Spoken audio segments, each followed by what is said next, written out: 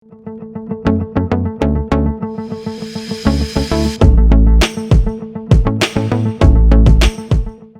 Dear friends and student. वैसे तो आपने थंबनेल देख ही लिया और आप समझ चुके हैं कि आज हम किस टॉपिक को डिस्कस करने वाले हैं। जी हाँ, आज हम डिस्कस करेंगे प्री बोर्ड से रिलेटेड जो हमारा रिवीजन चल रहा है उसके डे सेकंड को। और इसके फर्स्ट डे में हम ऑलरेडी भारतीय राजनीति प्रवृत्तियां एवं विकास, जो कि आपकी एनसीईआरटी की बुक की अगर मैं बात करूं तो बुक सेकंड का लास्ट चैप्टर है और इसमें सबसे ज्यादा डाटा है, इसीलिए हमने इसे अपने फर्स्ट सेशन में रखा है। और आज के इस डे 2 सेशन में हम बेसिकली डिस्कस करेंगे यूपीए और एनडीए को। जी हाँ, आपने बिल्कुल सही सुना, हम डिस्कस करेंगे यूपीए और एनडीए को। और अगर आप हैं इस चैनल पे नए तो प्लीज चैनल को लाइक करें, सपोर्ट करें और अपने फ्रेंड्स और फैमिली के साथ शेयर करना बिल्कुल ना भूलें। और अगर आप तक ये डाटा पहुंचा है किसी पीडीएफ फॉर्म में तो आप यहाँ पर ये जो नीचे लिंक दिया हुआ है, इस लिंक पर सिंपली टैप करके इस वीडियो को यूट्यूब पर लाइव देख सकते हैं। और साथ ही साथ बिल्कुल ना भूलें हमारे टेलीग्राम चैनल को फॉलो करने के लिए, क्योंकि यहाँ पर सारा डेटा जो है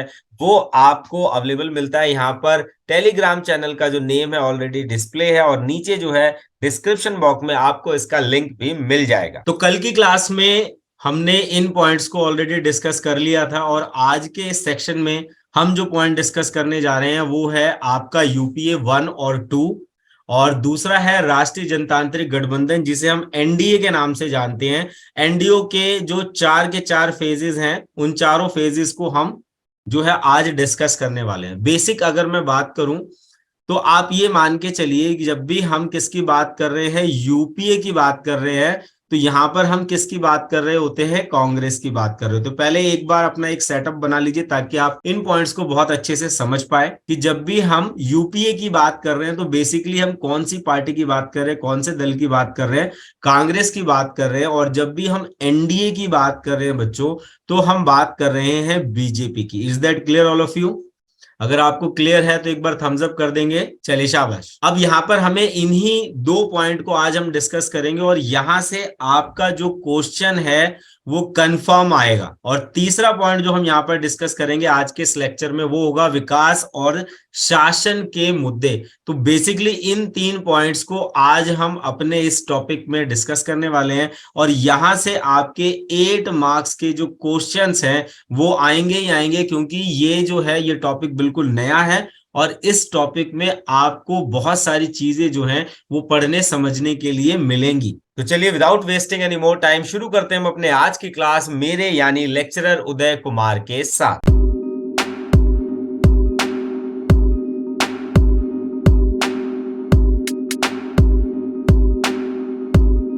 तो चलिए शुरुआत करते हैं सबसे पहले यूपीए से।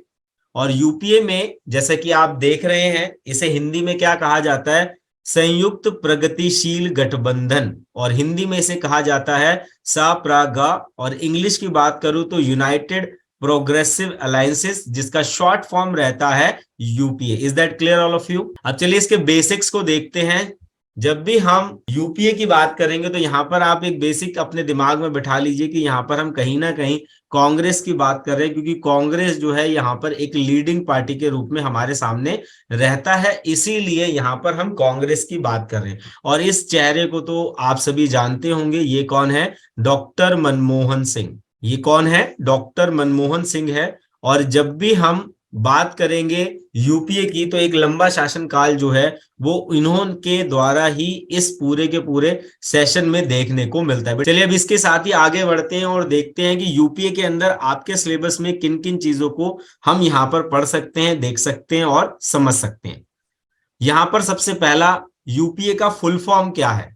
पहला क्वेश्चन जो है वो आपका यहाँ से यही बनता है कि यूपीए का फुल फॉर्म क्या है। तो यूपीए का फुल फॉर्म क्या है, या अगर आप हिंदी के स्टूडेंट हैं तो आप लिखेंगे संयुक्त प्रगतिशील गठबंधन, और अगर इंग्लिश के स्टूडेंट है तो आप लिखेंगे यूनाइटेड प्रोग्रेसिव अलायंसेस, जो है ये इसका फुल फॉर्म होता है। Is that clear of you? जल्दी से थम्स अप करेंगे चैट बॉक्स में। क्लियर है आप सभी को? इसके बाद यहां पर हम देखते हैं इसके फेजेस को। तो यहां पर सबसे पहले जो हम फेज देखेंगे वो देखेंगे किसका? इसका पार्ट 1, यानी कि यूपीए का वन पार्ट जो है उसके अंदर हम किन किन पॉइंट्स को डिस्कस करेंगे। तो पहले पॉइंट के रूप में यहाँ पर हम देख सकते हैं कि संयुक्त प्रगतिशील गठबंधन का जो गठन है, इसका जो निर्माण है वो कब होता है। तो इसका निर्माण होता है 2004 के आम चुनावों के नतीजों के बाद होता है। यानी कि 2004 का जब इलेक्शन हो जाता है उसके बाद जो है इसका गठबंधन की जो शुरुआत है वो यहां पर हम देख सकते हैं। तो अगर आपके एग्जाम में क्वेश्चन आ रहा है कि यूपीए 1 की शुरुआत कब से मानी जा सकती है, तो आप आंसर में क्या लिखेंगे? शाबाश, आप लिखेंगे 2004 के आम चुनावों के नतीजों के बाद जो है इसकी शुरुआत मानी जा सकती है। अगले पॉइंट के रूप में हम देख सकते हैं कि 2004 में लोकसभा चुनावों में कांग्रेस को 543 सीटों में से 145 सीटें जीतकर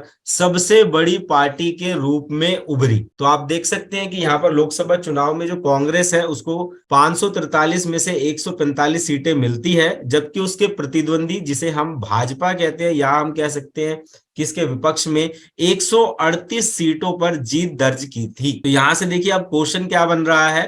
क्वेश्चन यहां पर सबसे पहला क्या बन जाएगा कि 2004 में कांग्रेस को कितनी सीटें प्राप्त हुई। तो आपका आंसर क्या रहेगा? आपका आंसर रहेगा 145 सीटें जो है 2004 के लोकसभा चुनाव में कांग्रेस को मिली। वहीं दूसरी सबसे बड़ी पार्टी के रूप में भाजपा को देख सकते हैं। तो यहां से क्वेश्चन क्या बनेगा कि 2004 के चुनावों में 138 सीटें किस राजनीतिक दल को प्राप्त हुई। तो आपका आंसर क्या रहेगा? भाजपा को प्राप्त हुई। 2004 के चुनावों में एक प्रकार से कांग्रेस का पुनरुत्थान भी हुआ था, क्योंकि इससे पहले का सेशन जो हम अपने पिछले लेक्चर में भी पढ़ चुके हैं कि यहाँ पर जो बीजेपी है एक बड़ी पार्टी के रूप में आया और उसने अपना एक पूरा शासन काल जो है वो पूरा किया था। अगले पॉइंट के रूप में हम यहाँ पे देख सकते हैं, चूंकि किसी भी पार्टी या गठबंधन को स्पष्ट बहुमत नहीं था, इसीलिए कांग्रेस ने सबसे बड़े दल के रूप में सरकार बनाने का प्रयास शुरू किया और कांग्रेस ने क्षेत्रीय दलों के समर्थन से और मुख्य रूप से वाम दलों के बाहरी समर्थन से सोनिया गांधी की अध्यक्षता में संयुक्त प्रगतिशील गठबंधन, जिसे हम यूपीए के नाम से भी जानते हैं, का गठन किया गया। तो यहां पर देखिए फर्स्ट स्लाइड में आपको क्या क्या चीजें क्लियर हो गई है कि 2004 के इलेक्शन के बाद क्या है, यूपीए का निर्माण होता है जिसे हम यूपीए 1 के नाम से भी पढ़ रहे हैं। और इसके गठबंधन में जो सबसे बड़ी भूमिका निभाई वो किसने निभाई? कांग्रेस पार्टी ने निभाई, क्योंकि उसको सबसे ज्यादा सीटें मिली थी। तो चलिए इसी के साथ अगली स्लाइड पर चलते हैं और कुछ और पॉइंट्स भी हैं जो यहाँ पर आपके एग्जाम पॉइंट ऑफ व्यू से इंपॉर्टेंट है, उन्हें भी डिस्कस कर लेते हैं। इस गठबंधन में कांग्रेस के नेतृत्व में विभिन्न राजनीतिक दल शामिल थे। तो देखिए कांग्रेस जो है वो अकेले नहीं जीती थी, उसके साथ साथ क्या है कुछ और दल भी थे जो कि इसमें शामिल थे। तो यहां पर कौन कौन से दल थे? तो आंध्र प्रदेश की टीडीपी जो थी वो भी इसमें शामिल थी। तो उत्तर प्रदेश की जो समाजवादी पार्टी थी वो भी क्या थी? इसके अंदर शामिल थी। आगे हम देख सकते हैं कि जो बहुजन समाजवादी पार्टी है वो भी इसके अंतर्गत शामिल थी। साथ ही साथ हरियाणा की बात करें तो हरियाणा की इंडियन नेशनल लोकदल, तमिलनाडु की डीएमके, असम की एजीपी और केरल कांग्रेस, झारखंड विकास मोर्चा आदि ये सभी दल जो थे वो इसके अंदर शामिल थे। Is that clear all of you? अगर कोई डाउट है तो बेटा आप थम्स अप कर दे और उसको नोट कर लें। तो यहां पर ये सारे जो दल थे ये क्या थे? कांग्रेस पार्टी के अंदर शामिल थे, इसीलिए इसे क्या कहा गया? यूपीए कहा गया। अगले पॉइंट के रूप में हम देख सकते हैं कि डॉक्टर मनमोहन सिंह जो है वो संयुक्त प्रगतिशील गठबंधन 1 के पहले प्रधानमंत्री बने। उन्होंने 2004 से 2009 तक का अपना कार्यकाल जो है वो पूरा किया था। तो यहां पर हम क्या देख सकते हैं, अगर यूपीए की बात करें, यूपीए 1 का जो फेज था वो क्या था? 2004 से 2009। तो अगर आपके पास एमसीक्यू फॉर्मेशन में क्वेश्चन आ रहा है कि प्रगतिशील गठबंधन का जो फर्स्ट पार्ट है उसमें प्रधानमंत्री कौन बने, तो डॉक्टर मनमोहन सिंह जो है इसमें प्रधानमंत्री बने। उनका शासनकाल कब से कब तक था? तो उनका शासनकाल 2004 से 2009 के बीच में था और उन्होंने क्या किया? अपना पूरा शासनकाल जो है वो पूरा किया। Is that clear all of you? अगर कोई डाउट है तो आप नोट कर लेंगे, क्लियर है तो थम्स अप कर देंगे। विवेक थैंक यू बेटा, करीना शाबाश शाबाश। चलिए तो ये पॉइंट्स आपको समझ में आ गए हैं। प्रियंका ठीक है, विकास ओके ओके ओके, चलो सभी को क्लियर है। अब यहां पर हम अगला जो फेज पढ़ेंगे वो पढ़ेंगे संयुक्त प्रगतिशील गठबंधन 2। तो ये वाला जो फेज था ये कब से कब तक था? जो फर्स्ट फेज था वो हमारा कब से कब तक था? 2004 से 2009 के बीच में था यूपीए 1। क्लियर है बेटा। अब ये जो यूपीए 2 है ये क्या है, चलिए इसे भी देख लेते हैं। तो यहां पर हम देख सकते हैं पहले पॉइंट के रूप में कि 2009 के लोकसभा चुनाव में संयुक्त प्रगतिशील गठबंधन ने कुल 543 सीटों में से 262 सीटें जीती, जिसमें अगर अकेले कांग्रेस की बात करें तो 206 सीटें जो है उसने जीती थी। जबकि मुख्य प्रतिद्वंदी दल की बात करें जो कि भाजपा है, भाजपा ने यहां पर 116 सीटों पर अपनी जीत जो है उसे दर्ज किया। तो यहां पर हम देख सकते हैं कि अब इंडियन हिस्ट्री की बात कर रहे हैं तो यहां पर क्या है, अब दो पार्टियां हैं जो आपस में मुख्य रूप से लड़ रही हैं। एक तो है कांग्रेस और दूसरी है आपकी भारतीय जनता पार्टी, या जिसे हम बीजेपी की नाम से जानते हैं। तो दूसरा वाला जो इलेक्शन है उसके अंदर भी क्या होता है, जो यूपीए 2 है वो ही यहां पर हमारा जो है वो विनर बन जाता है। तो यूपीए 2 में जो है हम सेकंड पॉइंट के रूप में क्या देख सकते हैं कि यहां पर भी क्या है, डॉक्टर मनमोहन सिंह जो है लगातार दूसरी बार यूपीए 2 गठबंधन के साथ में क्या बनते हैं, प्रधानमंत्री बनते हैं। और 2009 से 2014 तक का अपना जो कार्यकाल है उसे पूरा करते हैं। तो यूपीए 1 और यूपीए 2 के अंदर आपको सिर्फ इतना ही समझना है।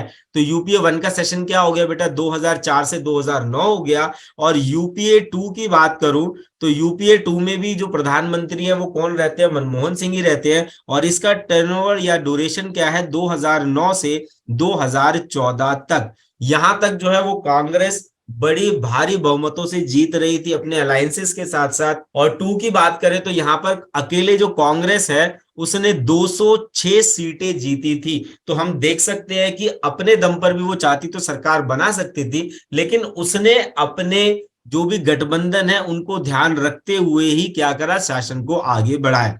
तो अब हमें 2014 तक की स्टोरी जो है वो क्लियर है। अब इसके बाद हम मूव करेंगे एनडीए की तरफ। तो एनडीए के आपको 4 फेजेस यहां पर पढ़ने हैं, 1, 2, 3 और 4। तो हम एक एक करके इसको डिस्कस करेंगे कि 1 में क्या हुआ, 2 में क्या हुआ, 3 में क्या हुआ और 4 में क्या हुआ। क्योंकि अगर मैं बात करूं अभी करंट गवर्नमेंट की, तो अभी क्या है, हमारी बीजेपी की गवर्नमेंट है जिसे हम एनडीए के नाम से भी जानते हैं।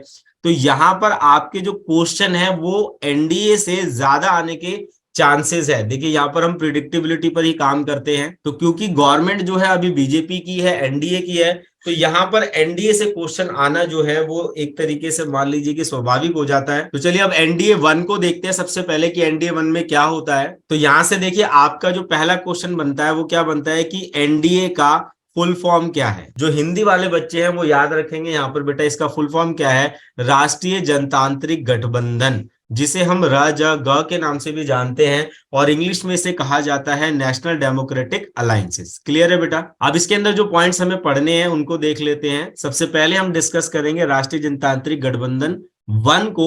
और अगर इसकी बात करें तो 1998 में, देखिए जब भी हमने पीछे भी पढ़ा था तब भी हमने इसको थोड़ा बहुत डिस्कस किया था। तो 1998 के लोकसभा चुनावों में 543 सीटों में से 182 सीटें जो है जीतकर भाजपा जो है वो सबसे बड़ी पार्टी बनी।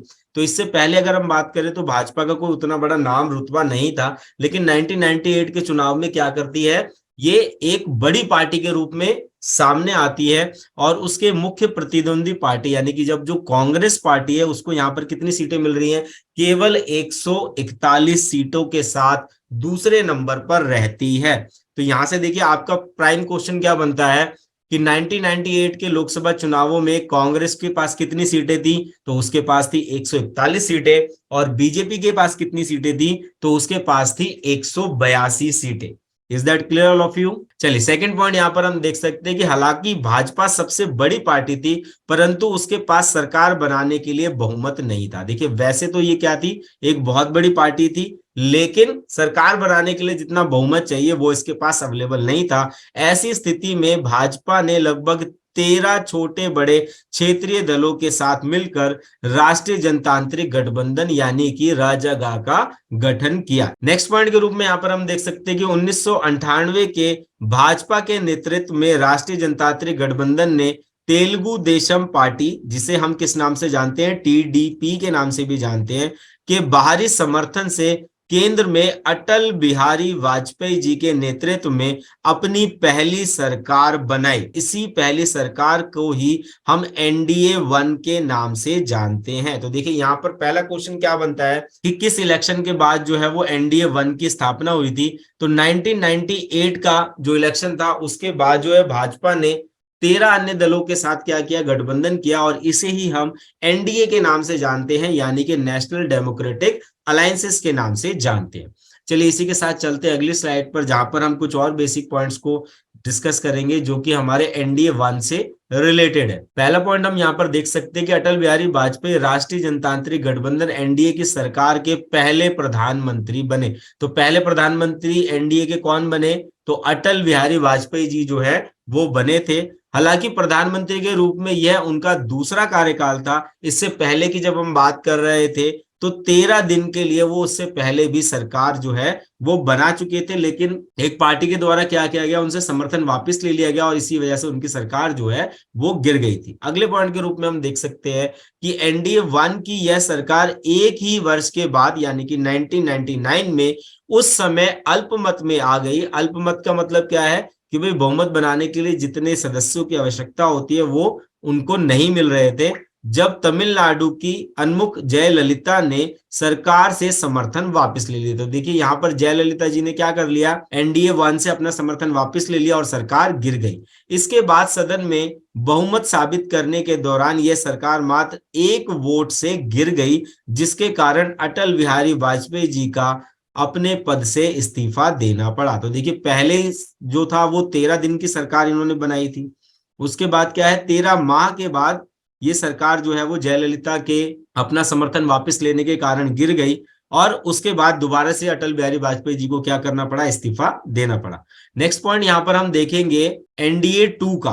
तो एनडीए 2 का जो पॉइंट है उसकी शुरुआत कहां से होती है, सबसे पहले हमें ये जान लेना बहुत जरूरी है। तो एनडीए 2 की अगर हम बात करें तो यहां पर 1999 में जब अटल बिहारी वाजपेयी को राष्ट्रीय जनतांत्रिक गठबंधन एनडीए 1 की सरकार गिरने के बाद कोई भी दल सरकार बनाने की स्थिति में नहीं थी। इसके चलते क्या हुआ कि लोकसभा को भंग करके एक नए सिरे से चुनाव करने का ऐलान किया गया। तो देखिए ना तो कांग्रेस के पास इतने ज्यादा वोट थे कि वो सरकार बना सके और ना ही बीजेपी के पास इतने ज्यादा वोट थे कि वो सरकार बना सके। तो ऐसे में क्या हुआ कि दोबारा से लोकसभा चुनाव हुए और उस चुनावों की अगर हम बात करें तो अटल बिहारी वाजपेयी के करिश्माई नेतृत्व तथा चुनावों में पहले से कुछ और क्षेत्रीय पार्टियों को राजागा यानी कि एनडीए गठबंधन में शामिल होने के परिणाम स्वरूप 1999 की अगर हम बात करें तो इस लोकसभा चुनावों में राष्ट्रीय जनतांत्रिक गठबंधन को कुल 543 में से 269 सीटें जो है इस पर जीत हासिल होती है और इसी के साथ जो है वो एनडीए 2 का जो दौर है वो यहाँ पर शुरू होता है। और अगर इस दौर की बात करें तो इस दौर में एनडीए द्वारा जीती गई कुल 269 सीटों में से अकेली भाजपा की अगर बात करें तो 182 सीटें जो थी वो इस पर इसने क्या करी, जीत दर्ज हासिल करी। जबकि इसकी मुख्य प्रतिद्वंदी पार्टी कांग्रेस की अगर बात करें तो केवल 114 सीटों से उसे संतोष करना पड़ा और वो इस चुनाव में दूसरे नंबर पर रही। Is that clear all of you? Thumbs up कर देंगे चैट बॉक्स में अगर आपको क्लियर है तो। चलिए बहुत अच्छे बेटा, समझ गया मैं, आपको समझ आ गया। विवेक, विकास, चलिए शाबाश। अब नेक्स्ट स्लाइड में यहाँ पर हम क्या देख सकते हैं, इसी का जो एनडीए 2 है उसके अंदर और क्या क्या घटनाएं हो रही है। तो राष्ट्रीय जनतांत्रिक गठबंधन जिसे हम एनडीए 2 के नाम से बार बार कह रहे हैं, इसकी सरकार में भी अटल बिहारी वाजपेयी जी ही क्या रहे, प्रधानमंत्री रहे और प्रधानमंत्री के रूप में यह उनका तीसरा कार्यकाल था। लेकिन यहाँ पर जो सबसे अच्छी बात थी वो क्या थी कि अक्टूबर 1999 से मई 2004 तक चला।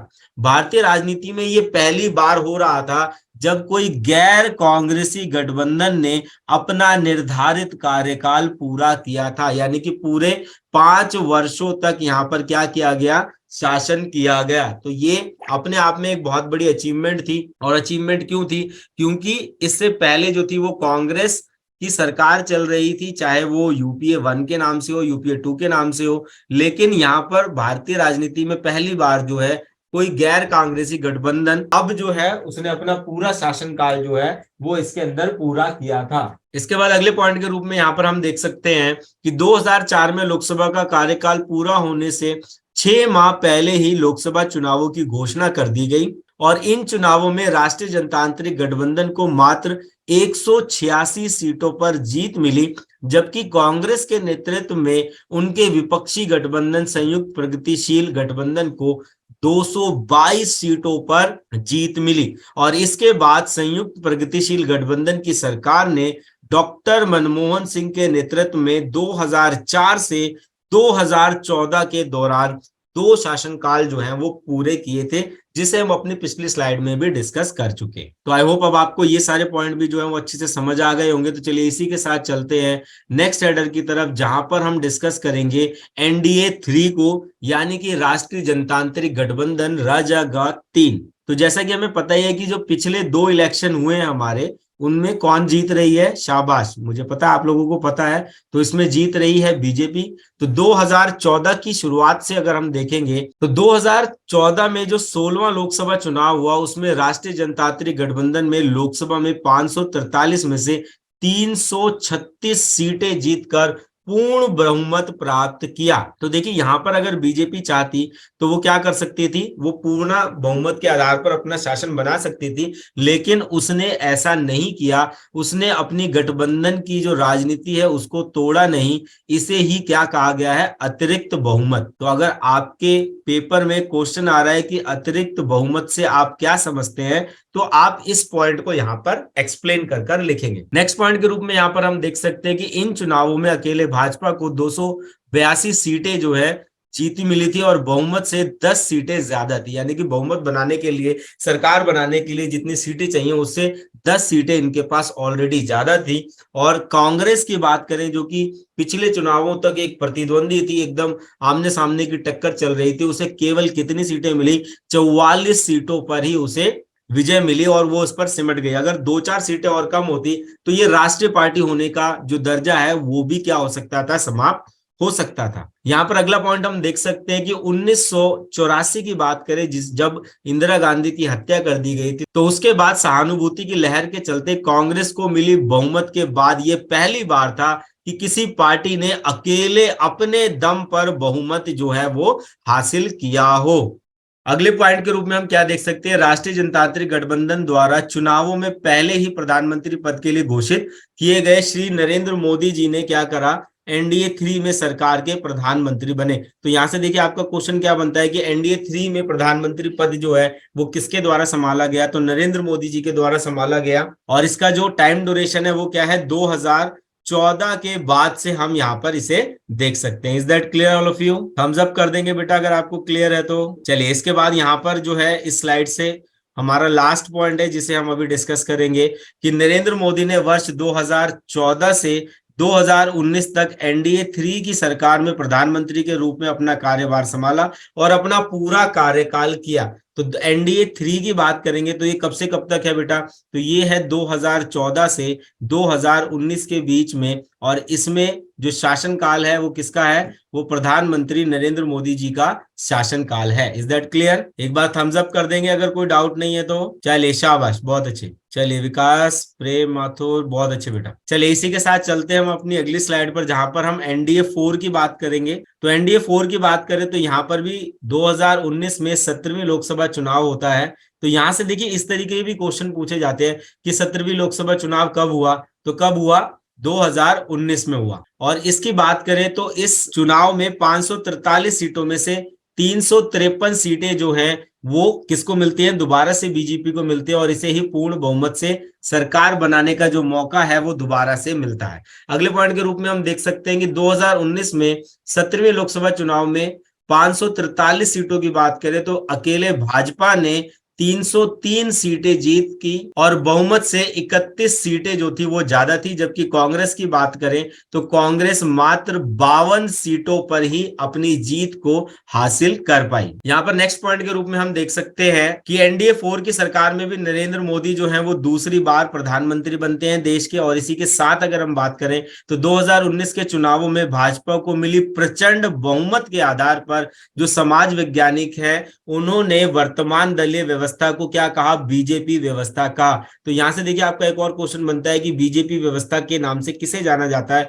तो 2014 और 2019 में बीजेपी की प्रचंड जीत को ही किस नाम से जाना जाता है, बीजेपी व्यवस्था के नाम से जाना जाता है। यह स्थिति भी भारतीय लोकतांत्रिक राजनीति में कांग्रेस व्यवस्था की भांति है। तो जैसा कि हमें पहले ही पता है कि पहले 3 चुनाव जो हुए थे उन 3 चुनावों में कांग्रेस जो है वो लगातार जीत रही थी, इसलिए उस सिस्टम को, उस व्यवस्था को क्या कहा गया, कांग्रेस व्यवस्था कहा गया। ऐसे ही 2014 और 2019 में बीजेपी की भारी जीत को बीजेपी व्यवस्था के नाम से जाना गया। यहां पर अगले पॉइंट के रूप में हम देख सकते हैं कि वर्ष 2019 से वर्तमान समय तक एनडीए 4 की सरकार है जिसका नेतृत्व कौन कर रहे हैं, नरेंद्र मोदी जी है वो ही कर रहे हैं। तो देखिए यहां से हमने एनडीए 1 2 3 4 चारों को डिस्कस कर लिया। और आपके एग्जाम पॉइंट ऑफ व्यू से बात करूं तो इतने ही पॉइंट्स हैं जिनसे क्वेश्चन बन सकते हैं।